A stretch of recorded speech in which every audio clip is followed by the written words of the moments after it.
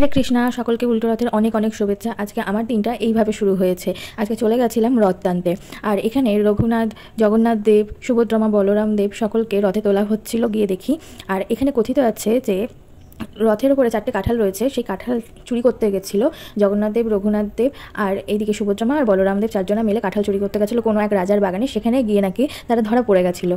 এই ছিল একটা গল্প। আমি গল্পটা পুরোটা জানি না, যদি জানি কখনো পুরোটা তাহলে অবশ্যই জানাবো। আর এখানে এই যে লম্বা লোহার একটা দড়ি দেখা যাচ্ছে, এইটাই টানা হবে। আর ছোটোবেলায় অনেকবার গেছিলাম দড়ি টানতে, রথ টানতে, কিন্তু আবার অনেক বছর পর ধরতে গেলে আবার আজকে গেলাম, বেশ ভালো লাগলো। আর একটা মজার বিষয় কী হয়েছে, ওখানে যে কলা বিক্রি হচ্ছিলো, কলা চিনি জগন্নাথদেবের উদ্দেশ্যে ছুড়ে দেওয়ার জন্য, আমিও দিয়েছিলাম ছুড়ে, কিন্তু আবার যখন রিটার্ন একটা আসলো না, সকলে এতজন সামনে ছিল, কিন্তু তবুও সেই কলাটা যেন আমার কাছেই চলে আসলো, যেন স্বয়ং জগন্নাথদেব আমার দিকেই গলাটা ছুড়ে দিল। বেশ একটা অদ্ভুত বিষয় আজকে ঘটেছে আমার সাথে। দারুণ আনন্দ করেছি, মজা পেয়েছি, আর এত সুন্দর আজকে লেগেছে কি বলবো।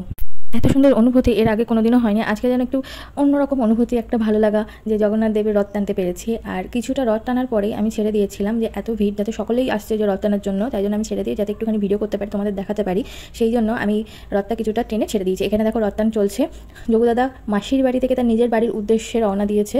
সকল ভক্তরা তাকে কি সুন্দর দড়ি ধরে টেনে নিয়ে আসছে, আর তিনি বেশ ভালোই আনন্দ উপভোগ করছেন রথের মধ্যে বসে। আচ্ছা, আপনারা কারা কারা রথ টানতে গেছেন আমাকে কিন্তু অবশ্যই কমেন্ট করে জানাবেন। আমার তো বেশ ভালো লেগেছে। আপনারা কারা কারা রথ টানলেন, সোজা রথ টানেছেন নাকি উল্টো রথ টানেছেন, সেটাও কিন্তু আমাকে অবশ্যই জানাবেন।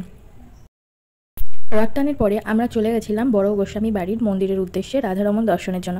আপনাদেরও একটুখানি দর্শন করিয়ে দিলাম রাধারমণ। আর এখানে রাধারমণের অনেক বিগ্রহ রয়েছে, সেই বিগ্রহগুলো একবার করে আপনাদের আমি দর্শন করিয়ে দিচ্ছি। আপনারা দর্শন করুন, আর কেমন লাগছে ভিডিওটা অবশ্যই কিন্তু আমাকে কমেন্ট করে জানাবেন। এখানে রয়েছে রাধা মদনমোহন, আর এর পাশেই রয়েছে শ্রী শ্রী রাধারমণ। এই ছবিটাই আমি আপনাদের আগে একটা আমার ভিডিও ছিল, সেই ভিডিওতে আমি দেখিয়েছিলাম এনার ছবিটাই। বেশ অসাধারণ দেখতে রাধারমণের যুগল।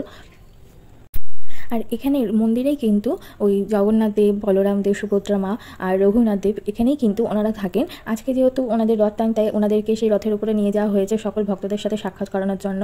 আর এখানে ওনারা আবার আজকের দিনটা হয়ে গেলে আজকের রথের শেষে ওনারা আবার ফিরে আসবেন এই মন্দিরেই। কি সুন্দর লাগছে।